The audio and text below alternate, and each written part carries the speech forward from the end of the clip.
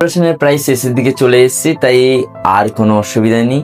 আমরা যেটার জন্য অপেক্ষা করছিলাম, যেটা জৈব রসায়নের বেশিরভাগটাই 60% কোশ্চেন আসে, সেটা হচ্ছে জৈব রসায়নের ইউপেক নামকরণ থেকে। ইউপেক নামকরণ একটা অবশ্যই থাকবে, তাই এটা যদি বুঝে না তোমাদের আর কোনো প্রবলেম হবে না। টেস্ট আর ফাইনাল এক্সামটা অটোমেটিকলি ভালো হয়ে যাবে।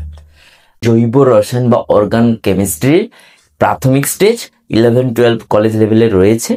ইউপেক তার পুরো নাম হচ্ছে international union of pure and applied chemistry. ইউপেকটা অনেকে আইইউপিসি আবার অনেকে ইউপেক বলে, তবে তোমরা ইউপেক বলবে। শ্রীযুত সন্তোষ কুমার মিত্র, দেখো ওর কুমার শব্দটা রয়েছে, আমার নামটা কিছুতেই মিলবে না, ওই জন্য দিতে পারিনি। এই শ্রীযুত শব্দটার মধ্যে দুটো শব্দ রয়েছে, আবার শব্দ মূল। মনে করো একটা চিঠি এসছে পোস্ট অফিস থেকে, দিয়ে বলা আছে মিত্রবাবুর চিঠি এসছে, বোঝা যাবে কোন মিত্র, সন্তোষ মিত্র নাকি বিমল মিত্র নাকি অন্য কোনো মিত্র। তাই যতক্ষণ সন্তোষ বাবুর চিঠি না বলা হচ্ছে তখন সেই গ্রামের যে সন্তোষ বলে যে ব্যক্তিটা, ওটা কিন্তু আমরা জানতে পারবো না। তাই এটা শব্দমূল, এটা উপমূল। আর কুমার আর মিত্রটাকে প্রত্যয় বলতে পারি। শ্রী আর যুত, অনেক সময় এই শব্দটা না লিখেও এটা দিয়ে তো বোঝা যায় শ্রী সন্তোষ কুমার মিত্র। তো সেই শব্দটার মধ্যে আমরা জানবো যে উপসর্গ, এই যে শব্দটাকে, এই শব্দটাকে আমরা কি বলবো? উপসর্গ বা উপপদ। উপসর্গ বা উপপদ। এবং এই মাঝখানের যে সন্তোষ শব্দটাকে মূল শব্দ বলবো, কুমার আর মিত্রটাকে পরপদ বা প্রত্যয় বলবো। আমরা উপপদ বা উপসর্গকে দুটি ভাগে ভাগ করেছি, অপ্রধান উপসর্গ, প্রধান উপসর্গ। শব্দমূল্যের মধ্যে আমরা রেখেছি অ্যালক যুক্ত যৌগ, আর কুমার আর মিত্রকে আমরা পরপদ বলে ব্যবহার করছি এবং তাকে দুটো ভাগে ভাগ করছি, একটা হচ্ছে প্রধান প্রত্যয় আর একটা অপ্রধান প্রত্যয়। পুরো বাম দিক থেকে আসি। অপ্রধান উপসর্গ কি?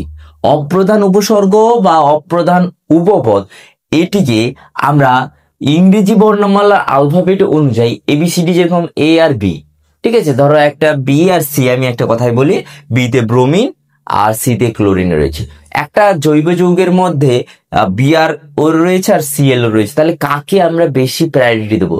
না, ইংরেজি বর্ণমালার যেটা প্রথমে শুরু হবে, ধরো বি প্রথমে শুরু, তাহলে আমরা ব্রোমিন যে উপসর্গটা রয়েছে ওই ব্রোমিন উপসর্গটাকে প্রাধান্য দেব, তারপরে আমরা ক্লোরিনের প্রাধান্য দেব। তাই ইংরেজি বর্ণমালার অক্ষর অনুযায়ী একে প্রাধান্য দিতে হবে। অপ্রধান আরো রয়েছে, তবে ক্লাস 10-এর জন্য এটাই যথেষ্ট।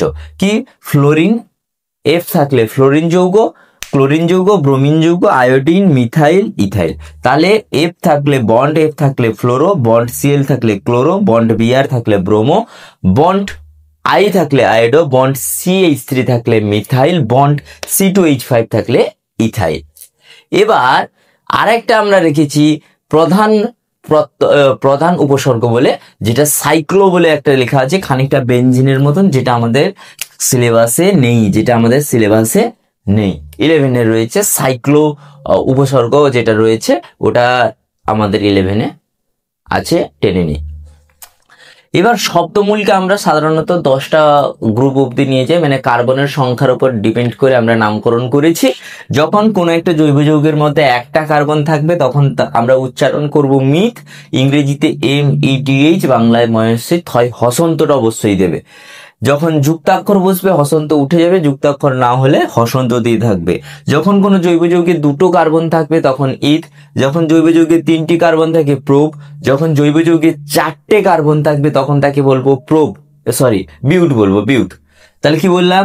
যে একটা কার্বন যুক্ত জৈব যৌগকে আমরা বলবো মিথ, 2 কার্বন যুক্ত জৈব যৌগকে ইথ, 3 কার্বন যুক্ত জৈব যৌগকে প্রোপ, 4 কার্বন যুক্ত জৈব যৌগকে বিউট, 5 কার্বন যুক্ত জৈব যৌগকে পেন্ট, 6 কার্বন যুক্ত জৈব যৌগকে হেক্স, 7 কার্বন যুক্ত জৈব যৌগকে হেপ্ট, 8 কার্বন যুক্ত জৈব যৌগকে অক্ট, আরো 9 রয়েছে, 10 রয়েছে, এই 10টা অব্দি জানলে যথেষ্ট। এবার আমরা প্রত্যয় বা পরপদকে দুটি ভাগে ভাগ করেছি, প্রধান প্রত্যয়, অপ্রধান প্রত্যয়। প্রধান প্রত্যয়কে আমরা সাধারণত 3টি, অর্থাৎ বন্ধনের উপর ডিপেন্ড করে, অর্থাৎ একটা কার্বনের সঙ্গে আরেকটা কার্বন কি বন্ধনে রয়েছে এবং তাদের মধ্যে যে বন্ধন, সমযোজী বন্ধনটা রয়েছে, ওই সমযোজী বন্ধনের প্রকারভেদ অনুযায়ী আমরা প্রধান প্রত্যয়টাকে করেছি। আমরা সাধারণত সমযোজী বন্ধন দেখেছি 3টি বন্ধন দ্বারা হয়, সমযোজী এক বন্ধন, সমযোজী দ্বিবন্ধন, সমযোজী ত্রিবন্ধন। একটি কার্বন পরমাণু অপর একটি কার্বন পরমাণুর সঙ্গে যখন একযোজী বন্ধনে যুক্ত থাকে তখন তাকে আমরা বলবো সমযোজী এক বন্ধন। এই সমযোজী এক বন্ধন যুক্ত জৈব যৌগের ক্ষেত্রে আমরা দেখেছি এন, বাংলায় এ দন্তে নেই এবং ইংরেজিতে এন ই আমরা দেখাবো। এবার দ্বিবন্ধনে থাকলে ইন হবে, ত্রিবন্ধনে থাকলে আইন হবে। তাহলে কার্বন যুক্ত এক বন্ধন হলে এন, কার্বন যুক্ত দ্বিবন্ধন হলে ইন, কার্বন যুক্ত ত্রিবন্ধন হলে আইন। এইরকম করে মনে রাখতে হবে। অপ্রধান প্রত্যয় কি? অপ্রধান প্রত্যয়ের তোমাদের কার্যকরী গ্রুপ অনেকগুলো রয়েছে, দেখিয়েছি তোমাদেরকে। অ্যামিন রয়েছে, ইথার রয়েছে, অ্যালকক্সি রয়েছে, কিটোন রয়েছে। কিন্তু তোমাদের স্বল্প একটু বলে দিই, এই চারটে যদি তোমরা করতে পারো আর কিছু করতে হবে না। এক হচ্ছে বন্ড OH হাইড্রোক্সিল গ্রুপ, যেটার কার্যকরী গ্রুপটা শ্রেণীটা হচ্ছে তোমার অ্যালকোহল বা ফেনল। বন্ড CHO অ্যালডিহাইড যৌগ, অ্যালডিহাইড যৌগের মধ্যে যে তোমার যখন বসবে তখন অ্যাল শব্দটা বসবে আর এল আসবে। এবার বন্ড COO কিটোন, ওন শব্দটা দেখতে পাবে নামের মধ্যে রয়েছে, এই ওন শব্দটা এখানে বসবে। Bond COOH ওইক acid. আমরা বিষয়গুলো লিখে রেখেছি, এগুলো পরীক্ষায় আসবে না, কিন্তু এই জিনিসগুলো যদি তোমার কনসেপ্ট ক্লিয়ার থাকে তাহলে জৈব রসায়নের ইউপেক নামকরণের ক্ষেত্রে তোমার আর কোনো অসুবিধা হবে না। প্রথমে শব্দমূল। আমরা একটা মুক্ত শৃঙ্খলে কটা কার্বন রয়েছে সেই কার্বনের সংখ্যা যদি আমরা চিনতে পারি তাহলে আমরা যে এই মিথ, ইথ, প্রোপ বলেছিলাম শব্দমূল অ্যাল্ক যেটা শ্রেণী, ওটা কিন্তু সহজেই বের করতে পারবো। যদি কোনো জৈব যৌগের মধ্যে কটা কার্বন রয়েছে এবং সেই কার্বনগুলো কি বন্ধনে রয়েছে সেটা জানতে হলে আমাদের প্রধান প্রত্যয়ের যে সূত্রের লিস্টটা ছিল ওটা মনে রাখতে হবে। এবার জৈব যৌগে কি ধরনের কার্যকরী গ্রুপ, যেটা ডান দিকে ছিল হাইড্রোক্সিল ছিল, কিটো ছিল, অ্যালডিহাইড ছিল, কার্বক্সিলিক ছিল, এই যে কার্যকরী গ্রুপগুলো এগুলো থাকলে আমরা বুঝে যাব সেটা হচ্ছে গৌণ প্রত্যয়। কোনো মুক্ত শৃঙ্খলে কার্যকরী মূলক বাদে যখন অন্যান্য কোনো প্রতিস্থাপক গ্রুপ, যেটা বাম দিকে লিখেছিলাম chloro, bromo, iodo, methyl, ethyl, এই যে গ্রুপগুলো এইগুলোকে আমরা উপসর্গ হিসেবে ব্যবহার করব এবং এরা মূল শৃঙ্খলে কার্যকরী মূলক বাদে অন্যান্য প্রতিস্থাপক গ্রুপ হিসেবে এদেরকে আমরা মনে রাখবো। হর্ষই দীর্ঘই, হর্ষ দীর্ঘ, রি, এ, ওই, ও। আমরা জানি তো যখন তারা আকার হিসেবে মানে কার হিসেবে বসবে, আটা আকার হলে আকার, হর্ষইটা হর্ষইকার, দীর্ঘই অক্ষরটা দীর্ঘইকার, হর্ষৌ অক্ষরটা হর্ষৌকার, এর মধ্যে চলতে থাকবে। সেই টেকনিকটাকে অ্যাপ্লাই করে দেখো, আমি বাংলায় অ্যাপ্লাই করেছি। আমরা ইংরেজিতে তো জানি, সাধারণত আমি বাংলায় যে টিপসটা দিচ্ছি ওটা মনে রাখো। বাংলায় এটা একার হচ্ছে, এটা একার হচ্ছে, হর্ষইকার হচ্ছে, আটা আকার, এই তিনটে আমাদের লাগছে। তাহলে এন থাকলে একার দন্তে ন, ইন থাকলে ইন দন্তে ন, আইন থাকলে আইন আকার হর্ষই দন্তে ন। এটা কেমন হচ্ছে করুন, টুকটুক করে চলে যাও, ঠিক তো? একদম। এটা হচ্ছে অ্যালকেনের সূত্র। অ্যালকেনের ইউপেক নামকরণের ক্ষেত্রে আমরা কটা অ্যালক রয়েছে সেটা দেখব এবং সেটা এক বন্ধনে আছে বলে আমরা অ্যালক যুক্ত এন অ্যালকেন বলে এই সূত্র অ্যাপ্লাই করব। প্রথম আসি উদাহরণ, এটার মধ্যে দেখো CH4, এই জৈব যৌগের মধ্যে কার্বন দেখবো মানে অ্যালক দেখবো, কটা আছে? একটা। আমরা এক কার্বন যুক্ত অ্যালকে কি বলেছিলাম? মিথ। আর এবং তারা হাইড্রোজেন পরমাণুর সঙ্গে বন্ধনে রয়েছে, এই যে CH সব এক বন্ধনে রয়েছে, তাই এক বন্ধন থাকার জন্য অ্যান এসছে। তাহলে মিথ যুক্ত এটা একার হয়ে গেছে, এটা একার হয়ে গেছে, দেখো মিথেন। তেমন 1 2 যেদিক থেকে করলে তাহলে ইথ যুক্ত এন ইথেন, 1 2 3 তিন কার্বন যুক্ত অ্যালককে বলবো প্রোপ, তাহলে প্রোপ যুক্ত এন প্রোপেন। এটার ক্ষেত্রে দেখি 1 2 3 4 চারটে কার্বন যুক্ত অ্যালককে আমরা কি বলবো? বিউট, এক বন্ধনে রয়েছে তাই বিউট যুক্ত এন বিউটেন। এবার এটা হচ্ছে নরমাল। এবার বললো কেন? এই কার্বনের মধ্যে দেখো চারটে কার্বন রয়েছে, আরেকটা জৈব যৌগ এই পাশে দিয়েছি এটাতেও চারটে কার্বন রয়েছে, কিন্তু এরা পুরো সোজাসুজি বসছে, কিন্তু এরা ব্রাঞ্চেস বা শাখা আকারে বসছে, এ CH এর কাছে ঝুলে আছে। আর এটার ক্ষেত্রে দেখো, এবার এর কার্বন সংখ্যাটা হচ্ছে কটা? 4টা। হাইড্রোজেন কটা? 3 3 6 6 4 10।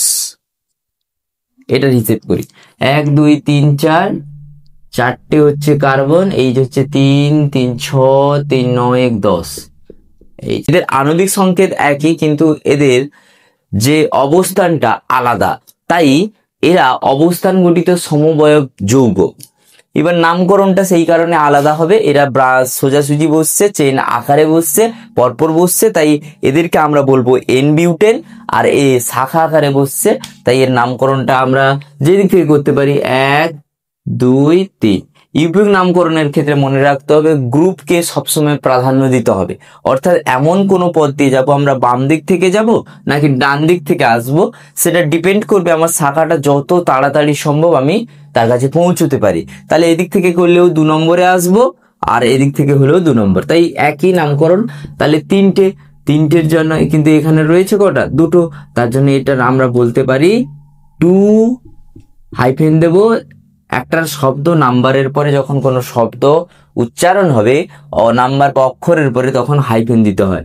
2 মিথাইল, এগুলো একটু শুনতে শুনতে মনে রেখে দাও। 2 মিথাইল প্রোপেন, প্রোপ এক বন্ধনে প্রোপেন। এটার হোম টাস্ক ছিল, এটা একটু করে দিই। 1 2 3 4 5। আবার এদিক থেকে করলে 1 2 3 4 5। এদিক থেকে করলেও ঠিক, আর এদিক থেকে করলেও ঠিক। নামকরণটা কি হবে? নামকরণটা যেহেতু 5 এবং চেনে রয়েছে, তাহলে এন পেন্টেন হবে। কি বললাম? এন পেন্টেন হয়েছে। এন পেন্টেন নর্মাল চেনে রয়েছে। এই অ্যালকিনের ইউপিক নামকরণের ক্ষেত্রে আমাদের যে সূত্রটা মনে রাখতে হবে সেটা হচ্ছে অ্যালক প্লাস ইন, অর্থাৎ অ্যালকিন। যখন 1 কার্বন যুক্ত নয়, এখানে 2 কার্বন যুক্ত অবশ্যই লাগবে, আমরা জেনে গেছি। এবারে নামকরণটা বাম দিক থেকে করতে পারি, ডান দিক থেকে করতে পারি। তাহলে 2টো কার্বনের জন্য ইথ এসছে, তাহলে 2টো কার্বনের জন্য ইথ, আর ইন দ্বিবন্ধন রয়েছে, তাই ইথিন। এই অধ্যায় মানে অ্যালকেন ছাড়া আর বাকিগুলো অ্যালকিন, অ্যালকাইন, এই দুটোর যে এগুলোর আমাদের কিন্তু সাধারণ নাম মনে রাখতে হবে, ক্লাস 10-এর জন্যও লাগে। তাই ইথিন হচ্ছে তার ইউপেক নামকরণ। কি বললাম? ইথিন হচ্ছে তার ইউপেক নামকরণ, আর ইথিলিন হচ্ছে তার সাধারণ নামকরণ। এটার ক্ষেত্রে কেউ 1 2 3 করতে পারে, 1 2 3 করতে পারে। কোনটা ঠিক? ওপরের যেটা সেটা হচ্ছে ভুল, আর নিচের যেটা ঠিক। কেন না? আমাদের সূত্র অনুযায়ী আমি প্রথমেই বলেছিলাম যেখানে বন্ধনের প্রায়োরিটি বেশি, গুরুত্ব বেশি, তাকে আগে গুরুত্ব দিতে হবে। আমরা দেখেছি এই জৈব যৌগের মধ্যে, দেখো জৈব যৌগের মধ্যে 1 বন্ধনও রয়েছে, আবার দ্বিবন্ধনও রয়েছে, এবং আমরা জানি 1 বন্ধন অপেক্ষা দ্বিবন্ধনের গুরুত্ব বেশি, তাই ডান দিক থেকে আমাদের নামকরণ করতে হবে। এবং আরেকটা সূত্র কি দেওয়া রয়েছে? যখন 2টি নাম্বার থাকবে তার মাঝে কমা থাকতে হবে, এবং একটা নাম্বার এবং শব্দের মাঝখানে হাইফেন দিতে হবে। আর এই নামকরণটা কি লেখা রয়েছে? 1 2 3, তাহলে 3-এর জন্য হচ্ছে প্রোপ যুক্ত ইন, প্রোপিন। কিন্তু এখানে আরো একটা নামকরণ করা যেতে পারে, কারণ এখানে 2 রকমের বন্ধন রয়েছে, তাই কার্বনের যে বন্ধনের নাম্বারের উপর ডিপেন্ড করে আমরা দেখেছি 1-এর মধ্যেই তোমার ইন আছে। 1 কিলোমিটার, 2 কিলোমিটার, 3 কিলোমিটার, তাহলে 1 কিলোমিটার যেই পৌঁছেছে দ্বিবন্ধন শুরু, তাই প্রোব 1 ইন। লক্ষ্য রাখো একটা শব্দ, তার মাঝখানে হাইফেন দিয়েছি, নাম্বার দিয়েছি, হাইফেন দিয়েছি, শব্দ।